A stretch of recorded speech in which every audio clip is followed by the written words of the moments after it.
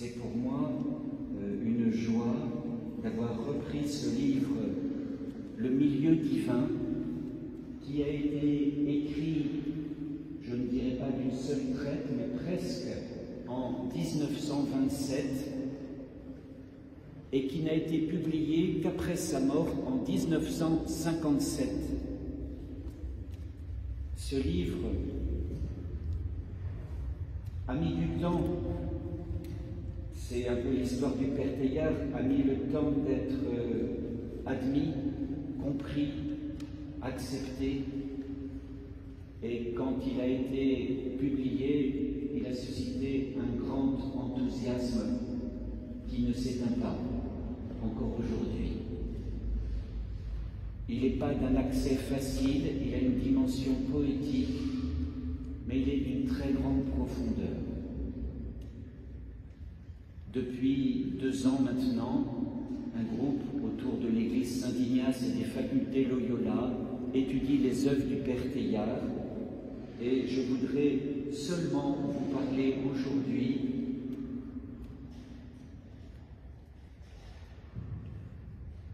des activités et des passivités. Je vais reprendre une partie des sous-titres d'un de ces chapitres. Plus exactement, je vais parler de la divinisation des passivités. Tout de suite, on entre dans un vocabulaire un peu bizarre. Il a eu le chic et puis aussi, pour nous, un peu la difficulté d'inventer des mots, de trouver des mots qui nous procurent, dans un premier temps, un dépaysement certain. Mais on voit que derrière les mots, ce sont des réalités vécues par chacun, chacune d'entre nous. C'est pour ça qu'il y a tout d'abord un dépaysement, vous verrez, et puis une forme de familiarité avec ce qu'il va nous dire. Pour lui, dans nos vies, nous agissons des activités, mais nous sommes passifs. Mais il nous dit que la passivité fait au moins la moitié de nos vies. Parce que quand nous agissons, en fait, nous réagissons. Et il va nous dire, pour entrer dans le milieu divin, pour rejoindre, contempler Christ ressuscité qui travaille notre monde, nous l'invitons dans nos activités et aussi dans nos passivités.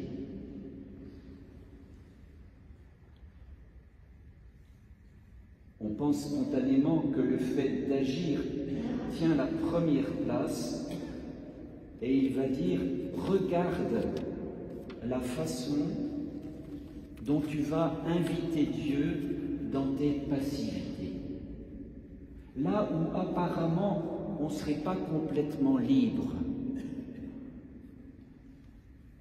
il va y avoir 2 sortes de passivité. Il va parler des passivités de croissance, externe ou interne. Voilà, on est paumé, mais c'est pas grave, on va tout de suite se retrouver. Et les passivités de diminution externe et interne. Et ce sont surtout celles-là qui vont nous intéresser aujourd'hui. Il dit d'un côté, dans ces passivités, il y a les passivités de croissance. Ce sont des forces amies favorables. Elles vont nous diriger. Elles vont assurer un certain succès, entre guillemets, de nos entreprises. On est passif, on doit réagir parce qu'apparemment, ce sont des obstacles. Mais l'obstacle va nous stimuler, va nous mettre en croissance. Typiquement, l'alpiniste ou le nageur, l'alpiniste va se trouver devant un sacré obstacle. Le nageur, n'en parlons pas s'il nage dans un océan, mais son obstacle va devenir un soutien. il va être stimulant. Et on va dire, l'obstacle va presque être le trophée. Mais de l'autre côté, il va y avoir des passivités de diminution. C'est-à-dire que l'obstacle, il va plutôt être une puissance ennemie qui va nous limiter, qui va nous alourdir, qui va réduire nos capacités de développement. Apparemment, il n'y aura pas d'espace pour la créativité. Et la question, comprenez, le plus difficile dans notre vie humaine et spirituelle, on invite volontiers le Christ à nous rejoindre dans nos passivités de croissance, mais la grande question, et plus nous avançons en âge, ça va être d'inviter le Christ dans nos passivités de diminution.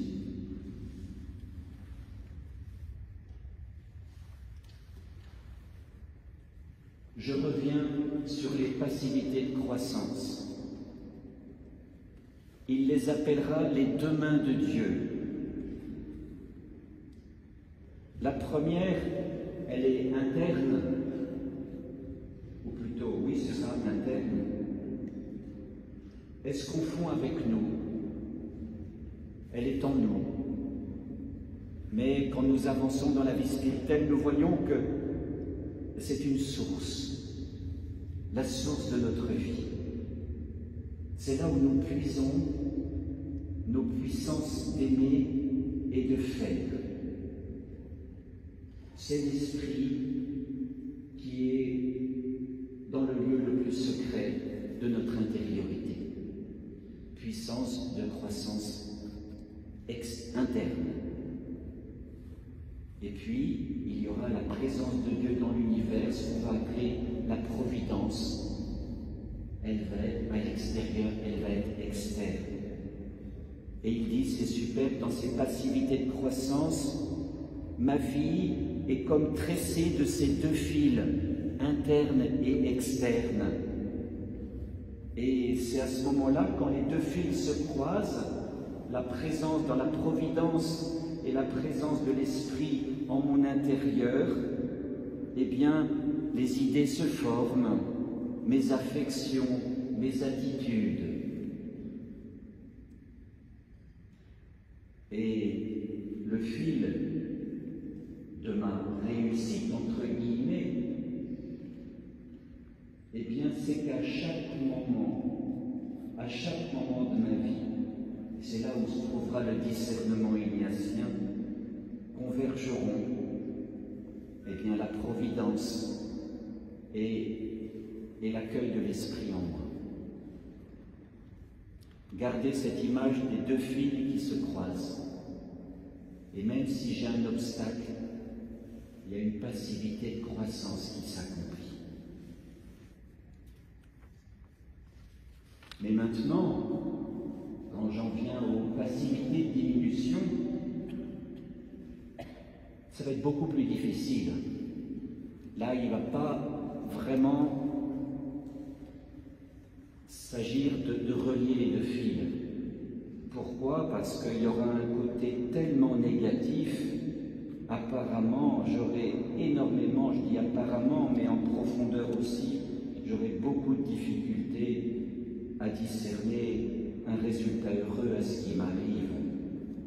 Et je vais donc avoir des passivités de diminution, là aussi internes et externes. Mes passivités de diminution externes, extérieures, ça va être des obstacles énormes. Mettons un énorme rocher qui fait barrage, ou de par ma responsabilité, ou alors ça va être une mauvaise heure, un malheur qui va me tomber dessus. Ça va être tout d'un coup une complication, un proche qui me fait défection, un mauvais enchaînement d'événements. Tandis que les passivités de diminution interne à ce moment-là ça pourrait être une complication naturelle, entre guillemets, qui m'est arrivée et qui est ancrée depuis l'enfance. Ça peut être une difficulté, un rocher, un gros obstacle lié à mon histoire familiale. Ça peut être un handicap physique inéluctable, un handicap intellectuel, par qui je me trouve limité très tôt ou brutalement après un accident ou une maladie à l'intérieur de moi. Il y a un processus de désorganisation qui s'est installé et les éléments de ma personnalité risquent de se désaccorder. Donc vous sentez bien, là aussi, dans ces passivités de diminution, il y en a à l'extérieur de moi et il y en a à l'intérieur de moi. Et je vais assister impuissant à ces, entre guillemets, rébellions, ces désertions internes, je cite le Père Teilhard, la tyrannie de la douleur. Et ma mort sera la dernière étape de ces facilités de diminution externe et interne.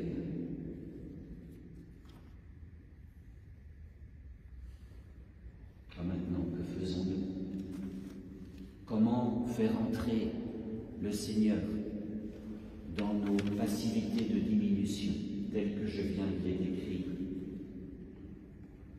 Il verra trois étapes pas forcément qui se succèdent les unes aux autres. Avec cette conviction intérieure très forte, précisée par saint Paul en Romains 8, Dieu peut tout convertir en bien. Toute chose concourt au bien de ceux qui aiment Dieu. Et puis avec cette dimension du scandale de la souffrance, comment ces morts apparentes, il dit, ces déchets de mon existence peuvent être intégrés au règne du milieu divin. C'est une sorte de folie. Et la phrase de saint Paul, elle peut nous rassurer, mais on peut lui dire à saint Paul, pas si vite. Comment toutes choses peuvent concourir, et toutes choses, spécialement mes passivités de diminution, peuvent concourir au bien de ceux qui aiment Dieu?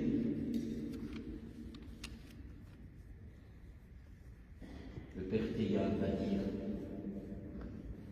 tu es invité à lutter avec Dieu contre le mal. Comment faire? Ce mal à la fois interne et externe. Ben, c'est de croire que la première action de Dieu, c'est de réduire au minimum le mal qui menace l'humanité. N'oublions pas qu'il écrit ça en 27, après avoir passé des années sur le front pendant la guerre 14-18. Il a cette foi incroyable. La Providence fait tout pour épargner les blessures du monde. C'est elle qui nous envoie les saints, les grands médecins, les grands bienfaiteurs de l'humanité. C'est lui qui anime la recherche de tout ce qui soulage et de tout ce qui guérit sans ambiguïté. Vous comprenez que là c'est une perspective. Croire et demander la grâce que de comprendre que la Providence fait tout pour épargner les blessures de notre monde, alors qu'il y en a tant. Mais peut-être qu'on pourrait voir dans la foi qu'il pourrait y en avoir bien plus encore.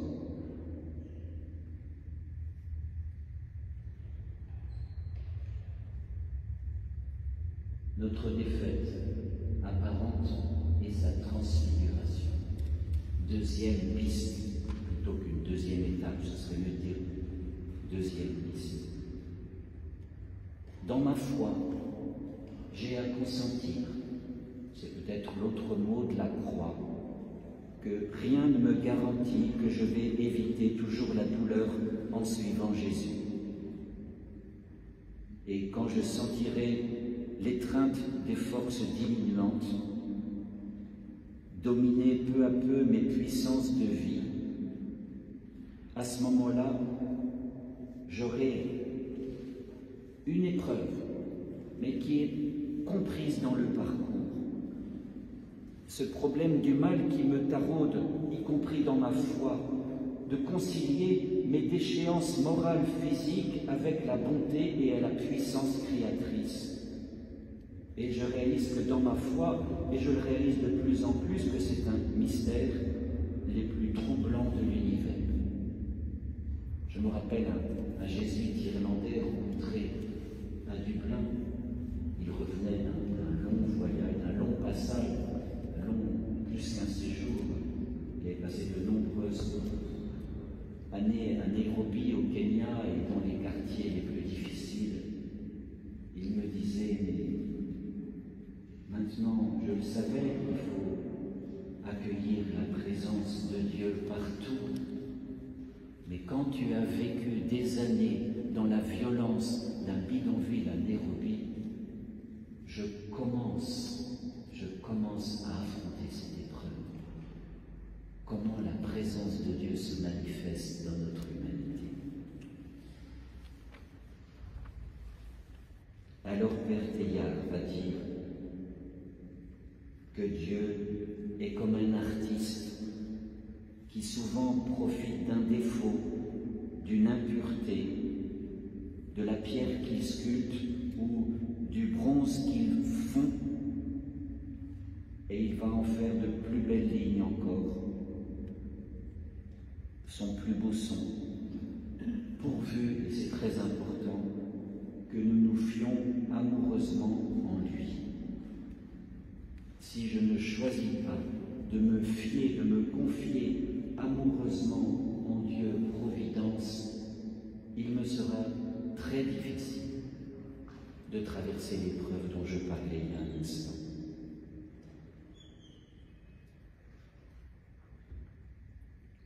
Je reprends son texte parce qu'il devient très profond dans ce passage si difficile.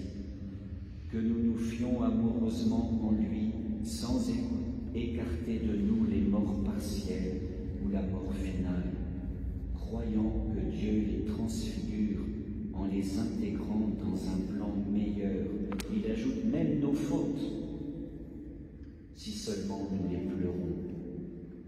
Pour les chercheurs de Dieu, tout n'est pas immédiatement bon, mais tout est susceptible de le devenir. Je vous disais déjà, un premier acte de foi, de croire que Dieu diminue la puissance du mal en envoyant des saints, des chercheurs, etc.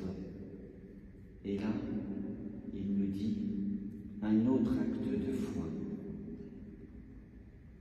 Se confier amoureusement en croyant que tout n'est pas immédiatement bon, mais que tout est susceptible d'être transfiguré, de le devenir. Et il nous compare à des soldats qui tombent au cœur de l'assaut final, d'où sortira la paix. Lui qui a vu tant de soldats monter à l'assaut, lui qui allait les chercher avec son brancard ensuite au péril de sa vie, il a compris qu'il y a des morts partielles et des morts finales qui peuvent vivre une forme de présence de la transfiguration qui n'est pas encore advenue.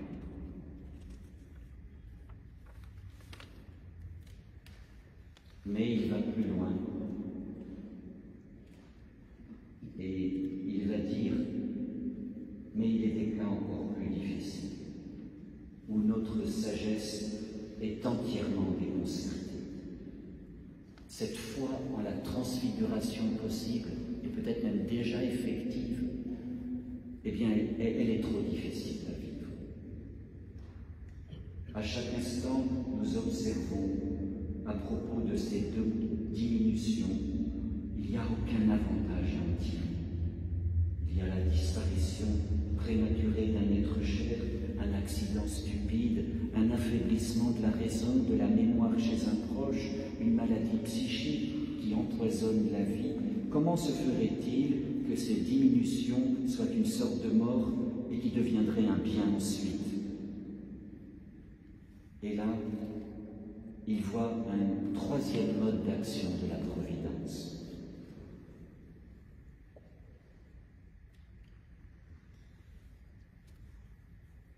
On va lire ensemble sa dernière partie de ce grand chapitre.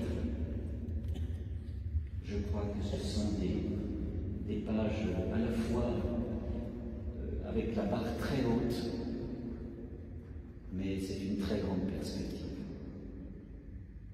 Il dit que les événements sont comme des déchets, ces événements dont nous parlons, mais ils peuvent devenir des facteurs immédiats de l'union que nous rêvons d'établir avec le Seigneur. Pour lui, s'unir, c'est mourir partiellement en celui qu'on aime. Et là, il y a une diminution telle qu'elle est presque comme le réel de l'extase qui doit nous enlever à nous-mêmes pour nous conduire à Dieu. Dans cette diminution si terrible que je suis en train de vivre ou que mon proche est en train de vivre, je perds pied à tout. Je suis comme Jean-Baptiste.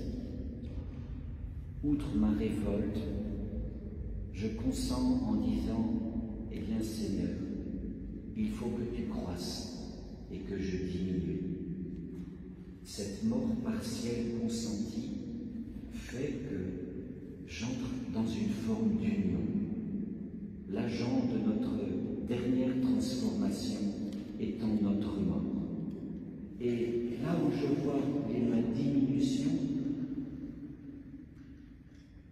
eh bien, je crois, paradoxalement, c'est peut-être le plus grand paradoxe qui puisse exister sur Terre, que c'est le grand triomphe du Créateur et du Rédempteur. C'est d'avoir transformé en facteur essentiel de vivification ce qui en soi est une puissance d'amoindrissement et de disparition. Et c'est là où je vais lui laisser la parole, parce que je vous avoue, mes pensées balbutient. Je vois là, il atteint un point inatteignable par la raison. En tout cas, ce néfaste pouvoir de la mort de décomposer, de dissoudre, se trouve capté pour la plus sublime des opérations de la vie.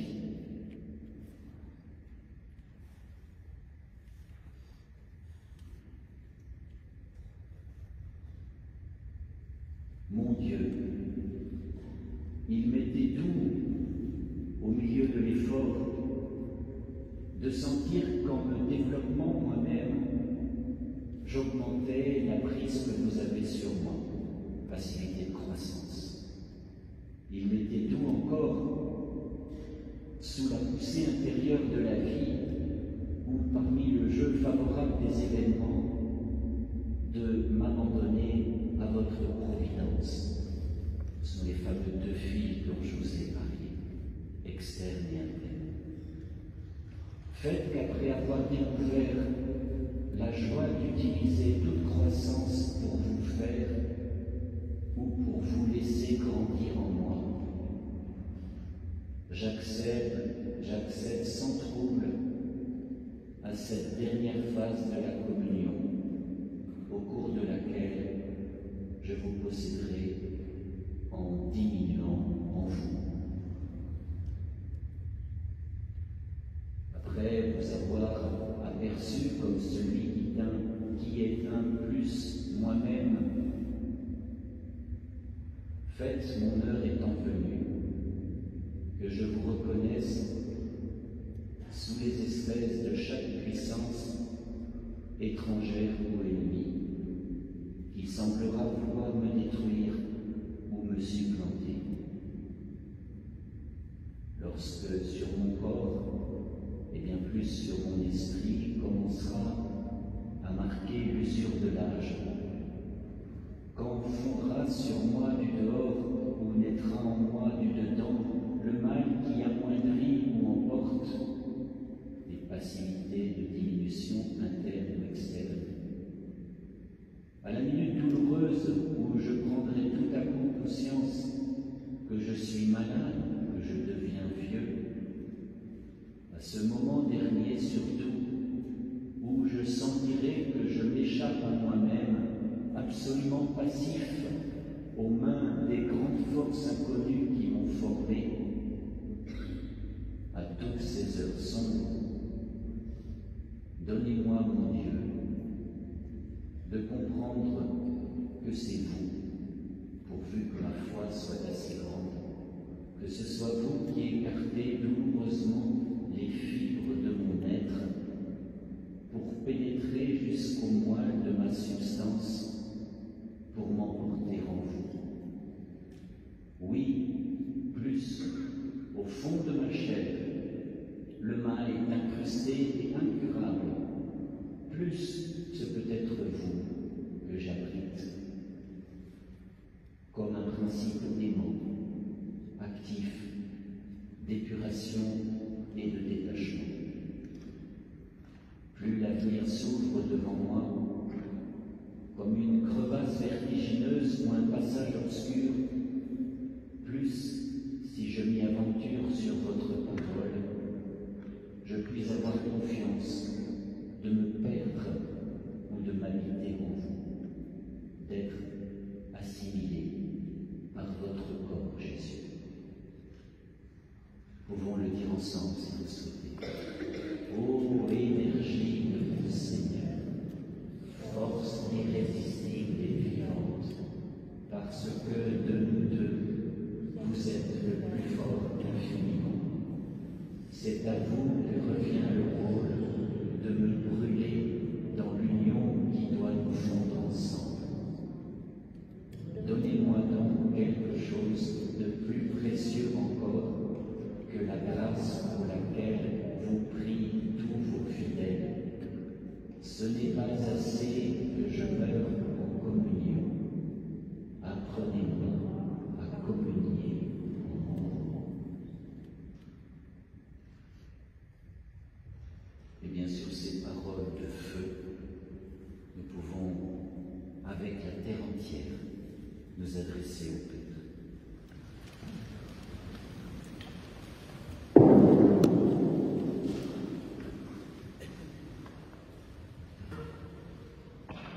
Comme nous l'avons appris du Sauveur et selon son commandement, nous osons dire notre Père,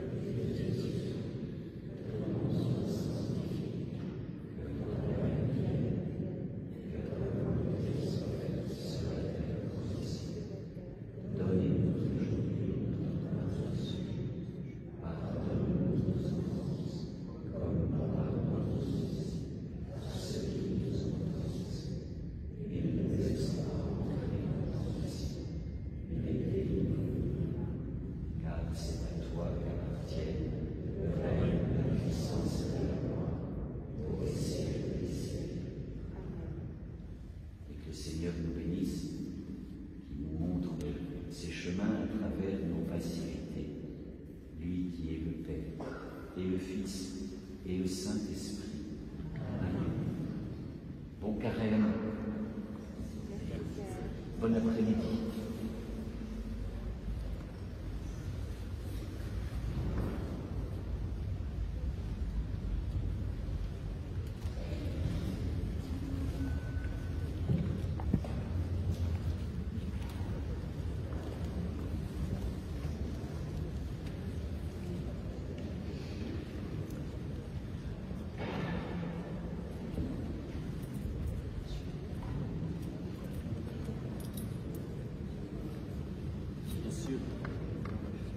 Bien sûr, il y a maintenant l'adoration pour ceux qui souhaitent.